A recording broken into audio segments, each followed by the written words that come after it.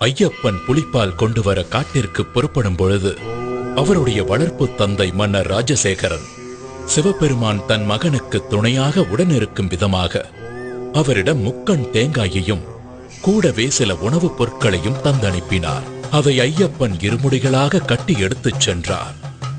அந்த தாத்பரியம்தான் நாம் சுமந்து செல்லும் இருமுடி. இருமுடி என்பது பருத்தி துணியால் தைக்கப்பட்ட இரு பகுதிகள் கொண்ட பையாகும்.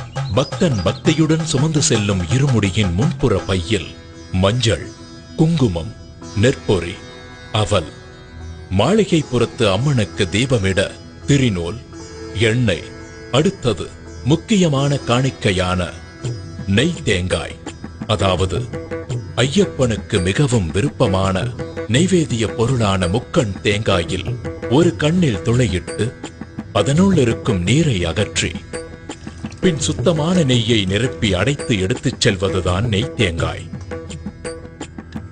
ஐயப்பன் சிவவிஷ்ணு ஐக்கியத்தில் பிறந்தவர். இந்த தத்துவத்தை தான் நெய் தேங்காய் உணர்த்துகிறது. தேங்காய் முக்கண் உடையது. ஆகவே தேங்காய் சிவாம்சமாக விளங்குகிறது. மகாலட்சுமி திருமாலின் இதயத்தில் உறைபவள். அப்படி தன் இதயத்தில் பசு அம்சமான திருமகளை வைத்திருக்கும் மகாவிஷ்ணுவை ஐயப்பனின் தாயாகிய மோகினி அவதாரத்தை பசுவின் நெய் குறிக்கிறது. ஆகவே தேங்காயும் அதனுள் நிரப்பியிருக்கும் நெய்யும் சிவனையும் விஷ்ணுவையும் உணர்த்துகின்றன. தன்னுடைய பெற்றோரை உணர்த்தும் இந்த நிவேதனம் சுவாமிக்கு படைக்கப்படுவதில் அவர் மிகுந்த சந்தோஷம் அடைவார். பக்தனுக்கு அருள்பாலிப்பார். இருமுடியின் பின்முடி பையில் மஞ்சள் தூள், அரிசி, பருப்பு, வெல்லம் ஆகிய பொருட்கள் இருக்கும். காட்டு வழியில் நடைபயணமாய் செல்லும் பக்தர்கள் இந்த பொருட்களை வழியிலேயே சமைத்து சாப்பிட்டு பசியாறிய பின் பயணத்தை தொடரலாம் என்பதற்காகவே இருமுடியில் அரிசி, பருப்பு போன்ற உணவுப் பொருட்களை எடுத்துச் செல்ல வேண்டும். ஐயப்பனை தரிசிக்கச் செல்லும் பக்தர்கள் தலைமீது சுமந்து செல்லும் பொருட்கள் பயணத்தின் போது கொஞ்சம் கொஞ்சமாக குறைவது போல் அவனுடைய தலைகணமும் குறைய வேண்டும். அவனுடைய ஆணவம், அகங்காரம், செருக்கு, மமதை, பொறாமை போன்ற எல்லா தீய குணங்களும் அவனை விட்டு விலக வேண்டும்.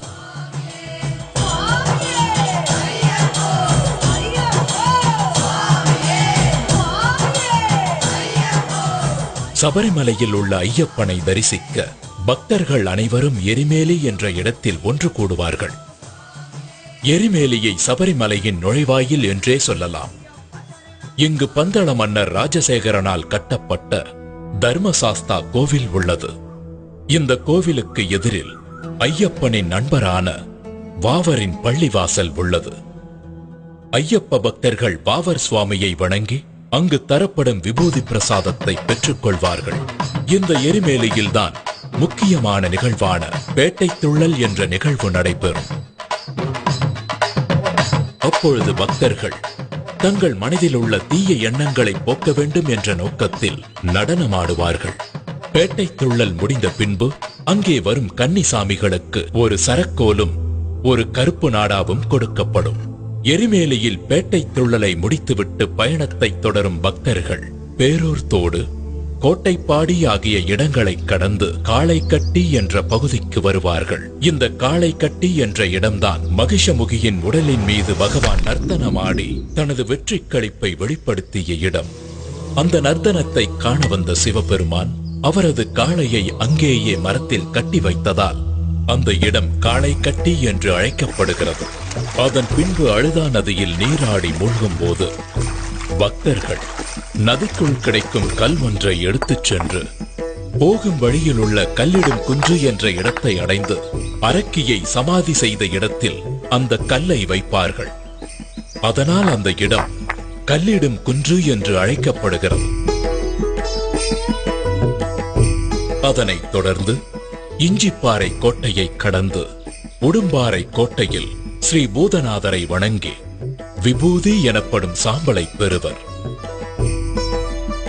பின்பு சபரிமலை செல்லும் வழியில் பக்தர்கள் புண்ணிய நதியான பம்பை நதியில் குளித்து தன்னுடைய பாவங்களை நீக்குமாறு ஐயப்பனிடம் வேண்டி அங்கு தங்கி பம்பாஸ்தி என்ற நிகழ்ச்சியில் 108 அடுப்புகளின் சாம்பலை கன்னிசாமிகள் தங்கள் வீட்டிற்கு எடுத்துச் செல்வார்கள். அதன் பிறகு விநாயக பெருமானை வணங்கி சபரிமலை நோக்கி யாத்திரை செல்வார்கள். பின்பு அப்பாச்சி மேட்டை கடந்து நீலிமலையை சென்றடைவார்கள். அதன் பின்பு சபரி பீடத்தை கடந்து மகிஷமுகிக்காகவே சரங்குத்தி என்ற இடத்தில் இருக்கும் ஆலமரத்தில் கன்னிசாமிகள் எடுத்துச் செல்லும் சரக்கோலை குத்தி கருப்பு நாடாவை போட்டு வணங்குவார்கள். இது கன்னிசாமியின் வரவை பதிவு செய்யும் நிகழ்ச்சி. இதை பார்த்த லீலாவதி பெருமூச்சு விட்டு அடுத்த வருடத்திற்காக காத்திருப்பாள். சபரிமலையின் அறிவிப்பு. தத்துவமசி விஸ்வ சாகோத்தியம் சொல்லி தெரிவிக்கின்ற மகா மந்திரம் ஆராதனை மூர்த்தியும் ஆராதகனும் அபித்யார் ஆகிய சுவாமி தெரிகின்ற காட்சியும் காண முடியாத ஒரு காட்சியாகும். காடும் காட்டு பூக்களும் அருவிகளும் இயற்கை தருகின்ற ஒரு வரப்பிரசாதமாகும்.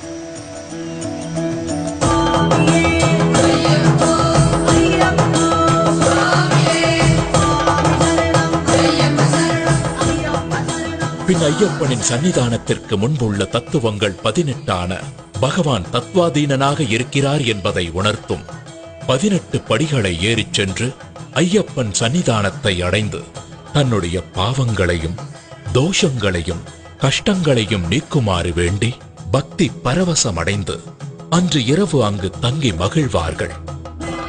மறுநாள் காலையில் ஐயப்பனுக்கு நெய் அபிஷேகம் செய்து மாளிகைப்புறத்து அம்மனை தரிசித்து தான் செய்த பாவங்களை நீக்குமாறு வேண்டிக் கொள்வார்கள்.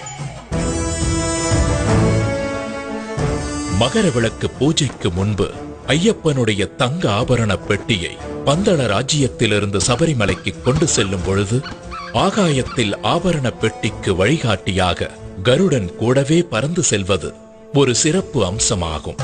ஐயப்பனுடைய சிறப்பு அம்சம் பிரம்மச்சரியம் மேற்கொண்டு வரும் பக்தர்களுக்கு அருள் புரிவதாகும்.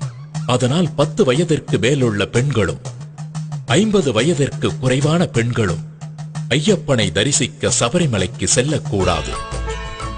மண்டல பூஜை முடிந்த பிறகு மகர விளக்கு பூஜை ஆரம்பமாகி மகர விளக்கு பூஜை நிறைவடையும் தினத்தன்று மகர சங்கராந்தி பூஜை நடைபெறும். அச்சமயத்தில் சுவாமி ஐயப்பன் ஆகாயத்தில் உத்திர நட்சத்திரமாக பக்தர்களுக்கு காட்சியளிப்பார். பக்தர்கள் சபரிமலையில் பிரசாதமாக விற்கப்படும் அரவண பாயாசம், அப்பம், நெய் ஆகியவற்றை வாங்கிக் கொண்டு மீண்டும் பம்பா நதியை வந்தடைந்து பின்னர் தங்கள் இல்லத்திற்கு சென்றடைவார்கள். தங்கள் இல்லத்தில் தான் கொண்டு வந்த பூஜை பொருட்களை பூஜை அறையில் வைத்து ஐயப்பனை மனதார வேண்டிக் கொண்டு குருசாமியின் துணையோடு மாலையை கழற்றி விரதத்தை முடிப்பார்கள். ஓம் சுவாமியே சரணமையப்பா.